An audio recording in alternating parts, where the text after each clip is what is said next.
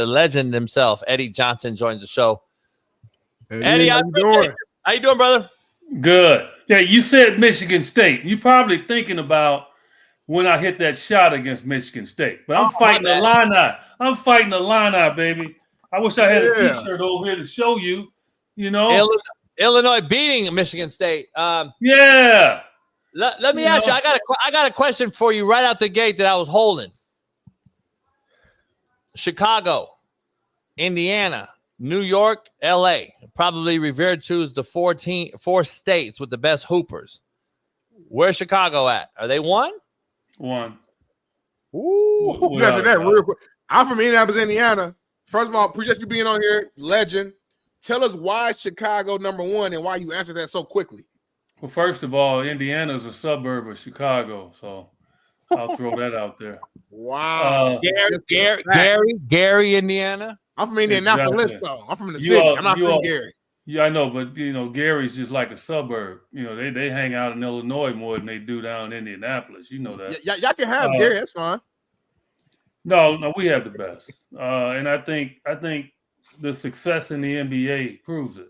Like, we've had a ton of players out of Chicago. I mean, I would be on here for 2 hours if I had to name them all, but I'll just go quickly. I mean, Mark Aguirre, Isaiah Thomas, Anthony Davis, Maurice Cheeks, Jalen Rose.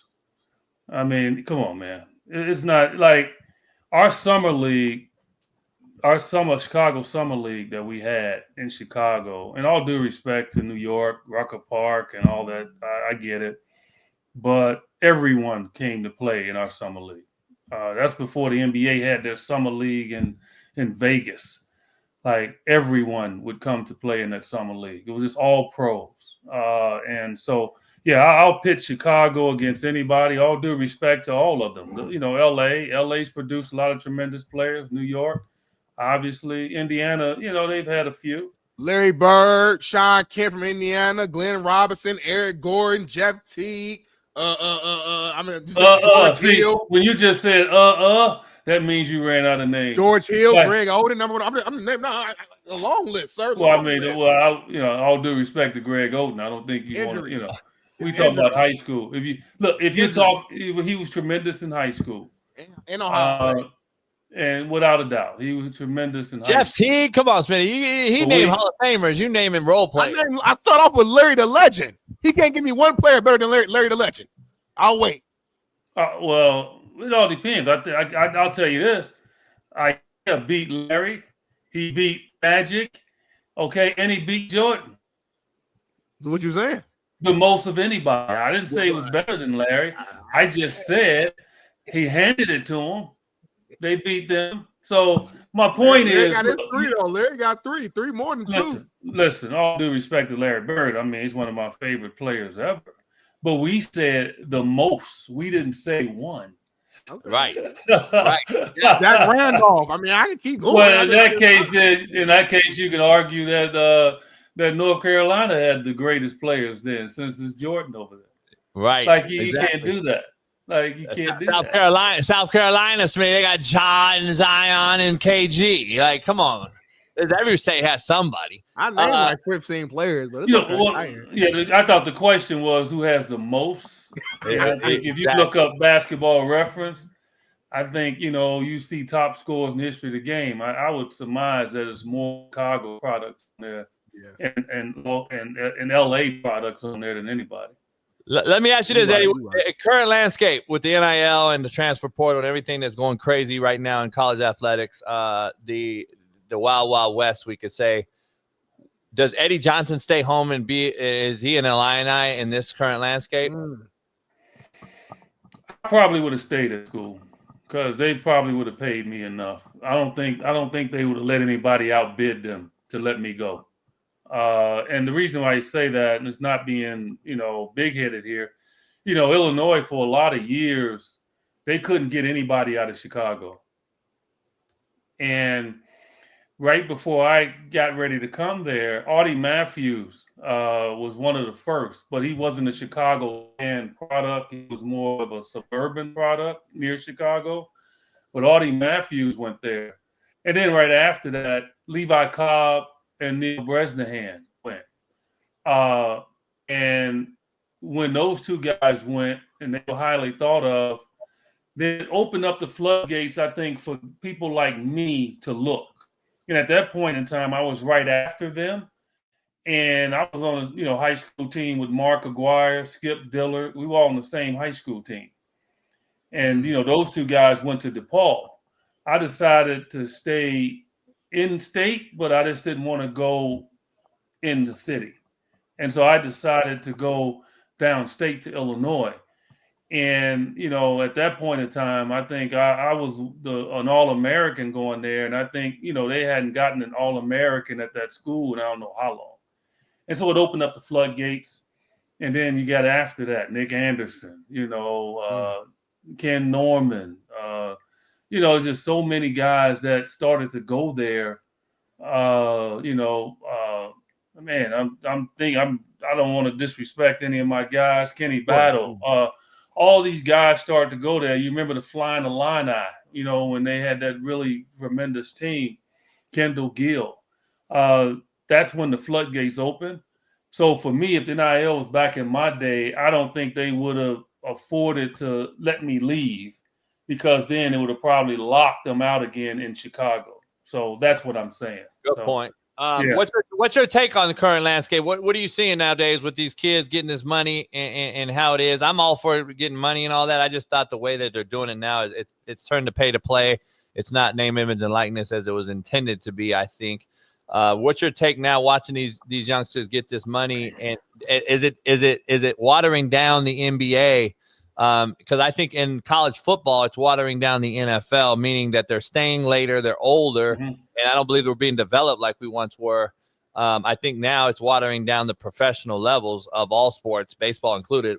Where are you at with the current landscape? I'm not happy with it. I haven't been happy with it for years, because I think we have subservient people training our kids, and it's affecting us at the highest levels. And look, I'm all for the kids getting the money. Look, the NCAA, that was on them. For so many years, they were in the back room hogging all the money, forcing you to wear shoes, and they're getting paid for it, but we weren't. And then they throw in our face like, oh, we're giving you a scholarship. Well, you know what you can go do with that damn scholarship, Right. Yeah. I mean, but we didn't know that at the time. Like, we were like, yeah, okay, whatever. But we couldn't even work. Like, the NCAA rules said we couldn't even work a job. So Eddie broke his whole college career, and for me, I never wanted to take money under the table. I never did. And I could have, but I never did, man. And the reason why I didn't, I learned from watching my brother. His name was Michael. He was a tremendous basketball player out of the city of Chicago. Went to Texas A&M, had a great freshman year, made all freshman team, highly thought of. But he would admit he had his hand out. They were taking care of him. And he shunned his grades. He took his focus off of school. Then he had to leave because he wasn't qualified. He wasn't eligible. And then, he eventually played for the, Washington Generals and Globetrotters for a number of years, and he had some success. But he should have been in the NBA. And I watched it. And I said, I'm not going to do that, no matter what. And when I got recruited, trust me, I mean, it was schools offering me houses for my mom to come live in that city, offering me jobs that were going to pay me $100 an hour. And I never really had to do anything. Alumni offering me money, offering me a car, and all those schools I shunned. And Illinois didn't offer anything. And it's just me, man. It's just like, I wanted to be successful. I didn't know I was going to make the NBA, but I wanted to go to Illinois, get my degree, put myself in position to see if I could make the next level and just work on my game. And look, the way I looked at it is I grew up in a family of 7. My mom raised us all. And you know what? Man, I was broke all the time any damn way. I was used to being broke. I mean, it didn't bother me to be broke. I knew how to circumvent it, how to get my way around it. And I did. And so I try to tell kids that. I try to tell young kids that all the time, And so since you said that, I'm going to hold this up. Sorry, guys. You're good. I wrote this book I wrote this book years ago. Okay, it's called "You Big Dummy: An Athlete's Guide to a Successful Career," and you can get it on Amazon still. It's been a bestseller on Amazon for the last 8-9 years. And what it is like a mini Bible for parents to really put their kids in the right direction and for kids to understand what they need to do to be successful. And I put my face on the cover because I made a lot of dumb moves and did a lot of dumb things in my young athletic life. It didn't cost me at all, but still, nobody's perfect. If it ain't nothing wrong with you, it's something wrong with you. So I wrote that book, man. And so for me, the grassroots, guys, is the problem. The grassroots is the problem. You think about it. You're hiring coaches to coach high school teams and they're math teachers. What the hell they know about basketball? Nothing. Seriously. They're just taking the job because they just make some extra money. And they don't even make a ton of extra money. They might make maybe a couple of $1,000s extra. Stipend. Yeah. And so you got to find coaches. People that's in basketball. Basketball is a class. Like, you can major in that. And if you major in that, you can make $50 million a year. So name me a curriculum in high school and college to where you can go within 3 years out of college and less, right? Because a lot of times they leave out of their freshman year and make 20, 30, 40 million. You can't, a doctor, a pilot, none of that, right? So why would you have a subservient person teaching these kids? So that's the issue. And then you have these guys out here that's creating these freaking spaceman drills for these kids and all these dribbling classes and all this junk. And they're not teaching them the nuances of the game, getting from A to B, C to D. They're not doing it. And so these kids come into the league and they have to be retaught because the colleges can't teach them. They only get them for 1 year. So now the NBA has to recalibrate them, and take a chance on them. And they're raw and, they can do this, but they can't shoot. They can do this, but they can't defend. And all of a sudden they got to teach them. But yet they're paying them a ton of money when they could have gotten taught this at the grassroots. And you have these trainers and you have all these different guys out here creating these crazy drills and these skill things. And these parents are falling in love with it and think, oh, yeah. And they just don't understand. You watch Shai Gilgeous-Alexander. Is he out there trying to cross people over? Nah, he's smooth with it. Get to he going left, he going right, he giving you up fakes, all of that. And he averaging 30. And they teaching these kids all this stuff here, and all it's doing is wasting time and ticking your teammates off. So for me, I am, and they don't like me, and I don't care. But they're stealing money from parents. That's what they're doing. They're charging these parents $50, $100 an hour, and they're not teaching them kids jack squat. Nothing. It's football jack too. Squat, man. Football too, Eddie. Same shit. Football. Yeah, and it's just. And so now we're wondering, guys, why the international player keeps getting MVPs in our league. Ooh. Think about it. Seven straight years. That was my next question. We keep throwing, shit at the wall to see if it sticks in the NBA. In my opinion, and Adam Silver, like with the All-Star game and the in-season tournaments and all this stuff, they're trying to make the league more viewable when the views are down. For what reason? And now they're going to add the Euros or the World versus America in the All-Star game next year. You just alluded to it. The last 7 MVPs have been Euro. And we going to get dusted. You know why? Charles Barkley said that. We're going to get dusted. You know why? Because they're going to play hard. Like, they're going to perform because it's huge for them. It sends a message back to their homeland. Yeah, we just beat the Americans. The league have tried to keep that separate for a long time. But these guys come into the All-Star game. They don't play hard. It's like a circus. I never watched the game. Never. And I'm there for All-Star break, working on Sirius XM NBA Radio, my show that I have, every day, 5 days a week, Monday through Friday, 4 to 7 p.m. And so I go there to do my show. But as soon as I do the show the first 2 days and interview the player, I leave. I don't even stay and watch. Because I already know what I'm going to see, and it's disappointing. And I think Adam Silver's doing the right thing now. Okay, you're not going to play hard? We'll embarrass you. Because we know those other guys don't play hard. We know the international players going to play hard because they want to prove something. And so the American players for one next year, if that comes to fruition. Eddie, is it true that Kobe said years ago, like the Euros practice and they practice 5 days, they play maybe twice. In America, we play 5 times and practice maybe twice. It's completely swapped.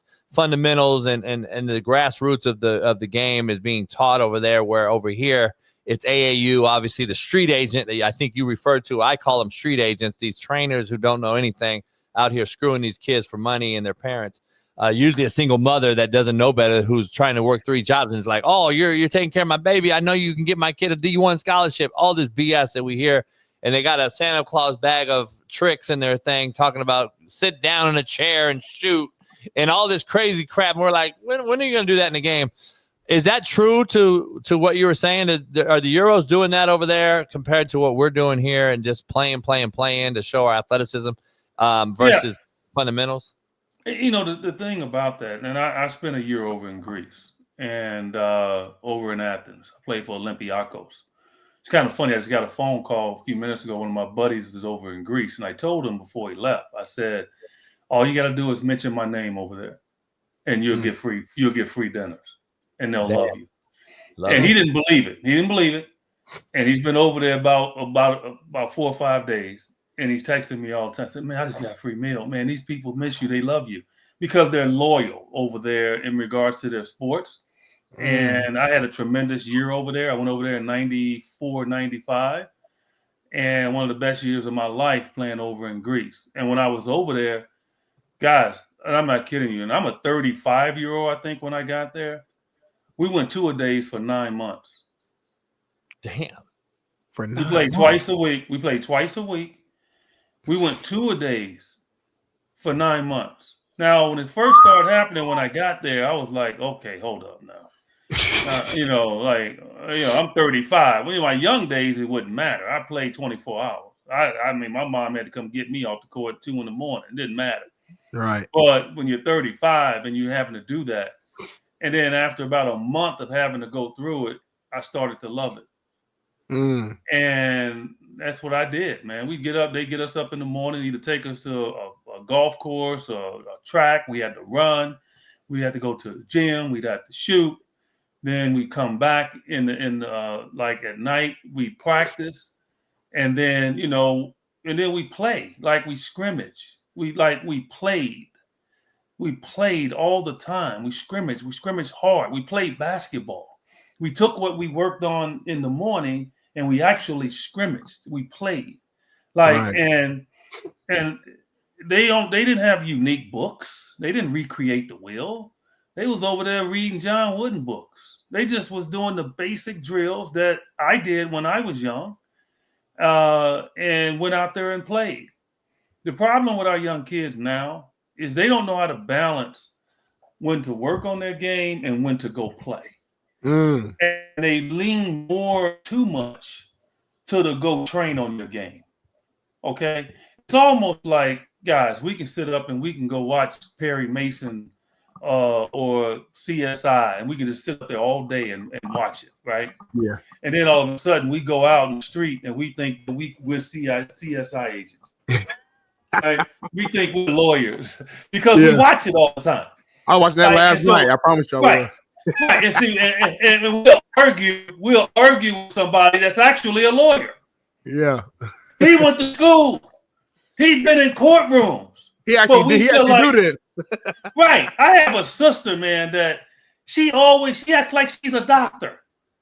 Every time she gets some medicine, she says, this works for you. You should do this. You didn't go to medical school. That's not my I'm not listening to you. So the issue is for our young kids is like they're the wrong people grabbing onto them and teaching them.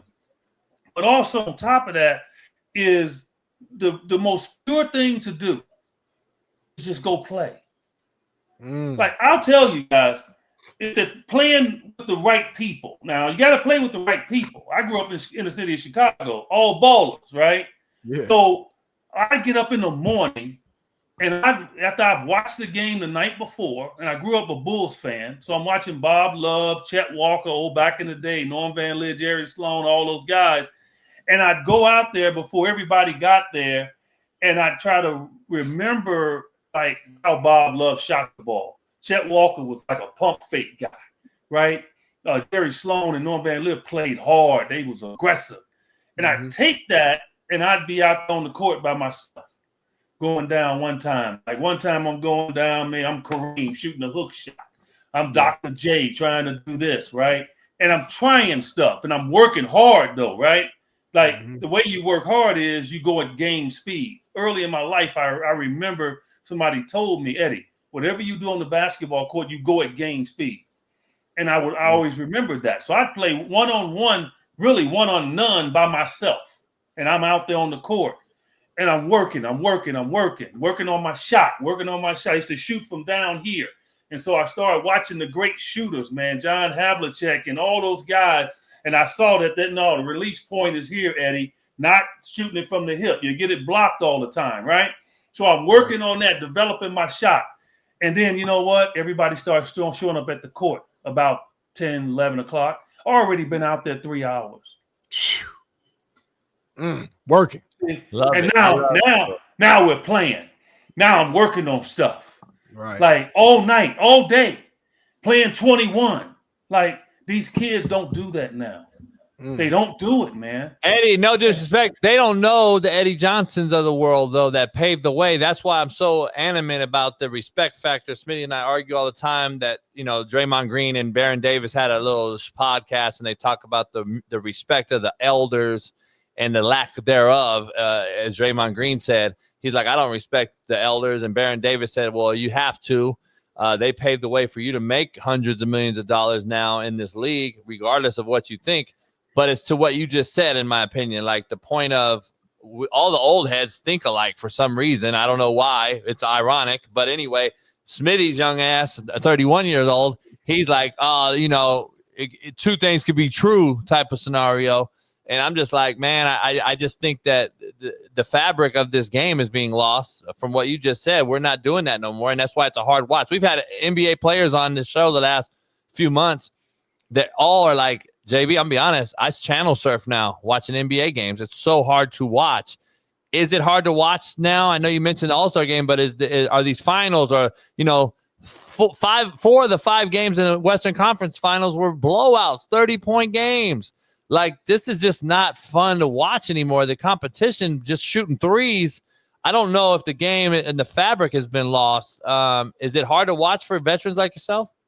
Well, look, I've been calling Suns games for this will be my 26th year upcoming. I never thought I'd be doing it this long.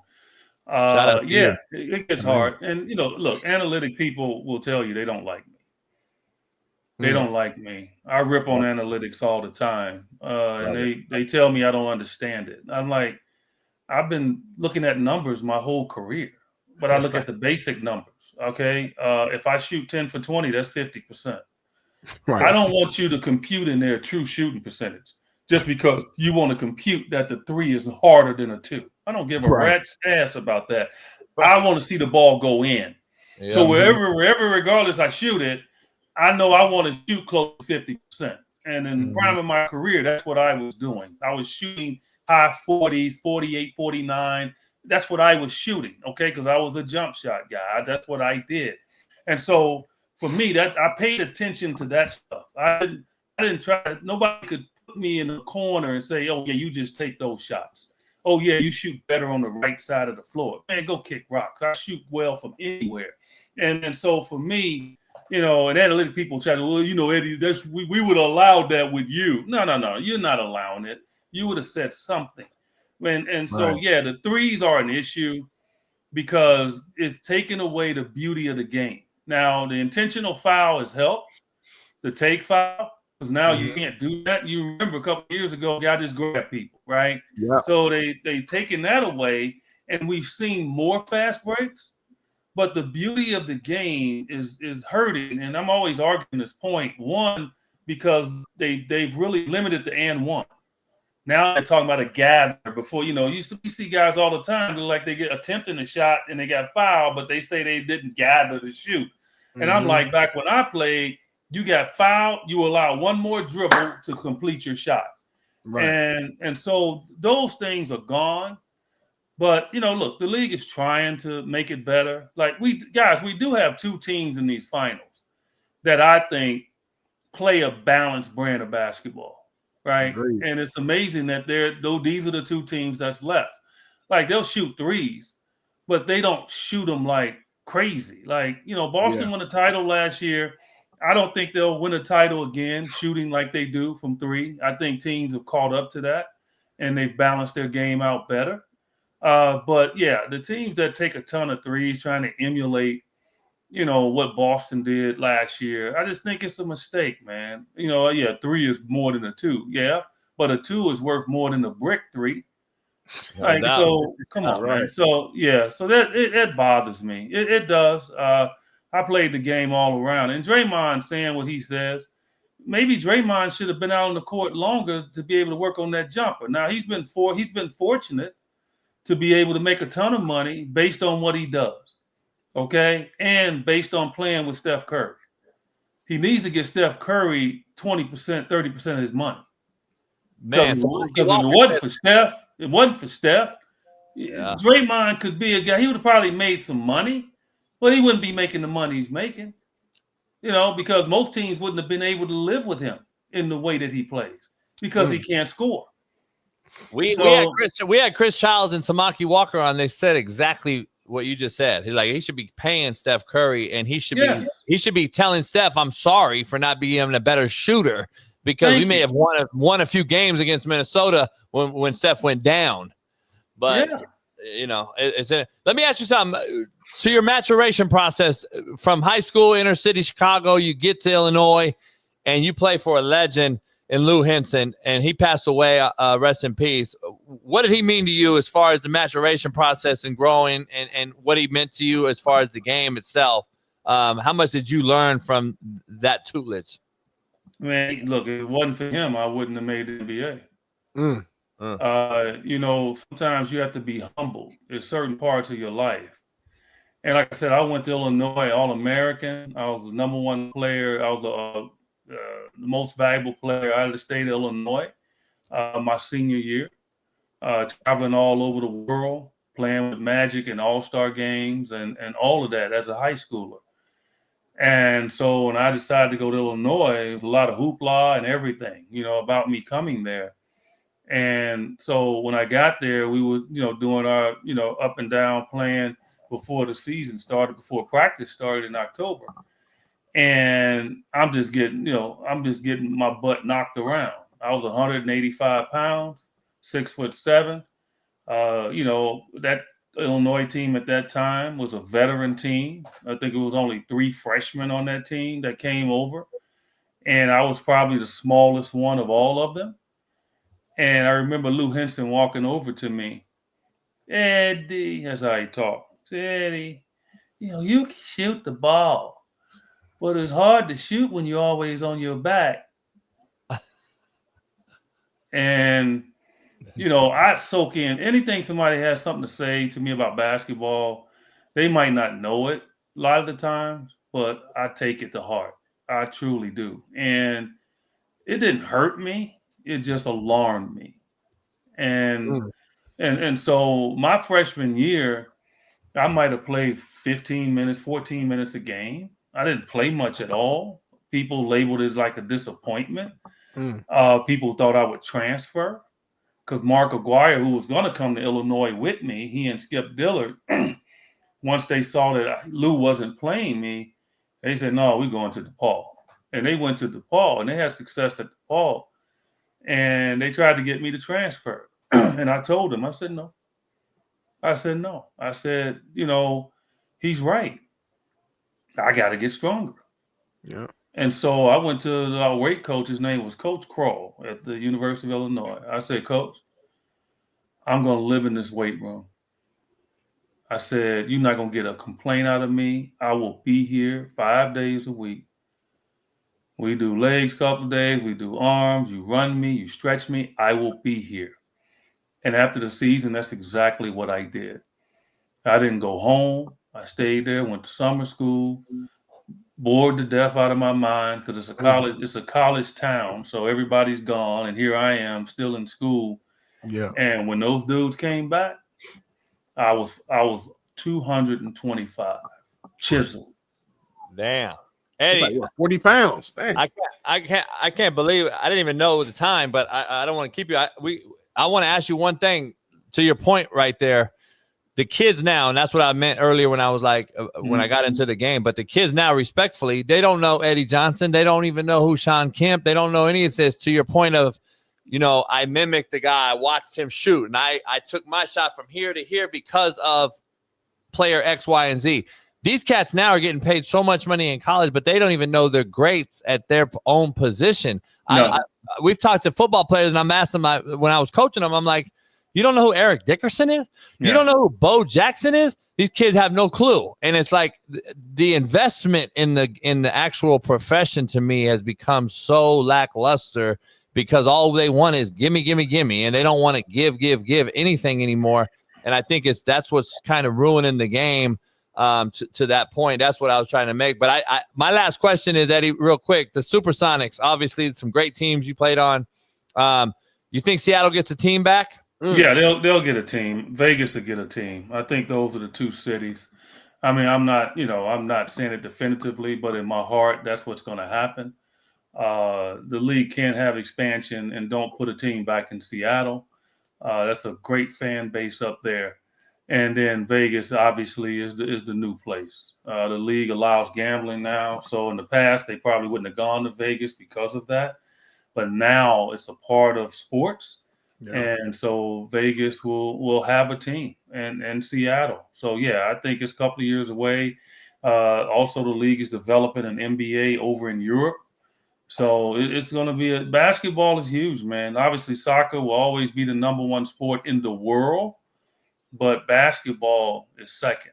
And I think it's getting ready to just blow up a higher level. And so kids need to understand.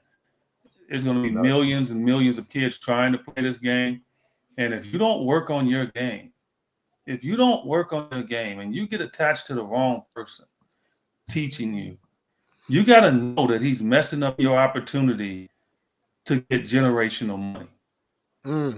And so you have to make that hard decision to say, not you. And I can walk in the gym, guys. I can teach a kid how to shoot and give them the nuances in 30 minutes. You got these guys charging these parents thousands of dollars over the course of a summer and just to get the money and drag the kid along slowly. And then the kid still can't shoot.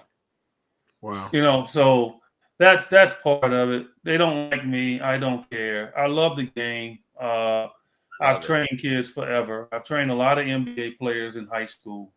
I used to be with Adidas Nations. And so I know what I'm talking about in that. And I just want kids to have success, but I want them to be skilled. And when I'm watching Shai Gilgeous do what he's doing right now, and I watch Halliburton just stay within himself and play the game the right way, Siakam and his goal with his defense, Jay Will he's out of Arizona, how he's grown. So there you go.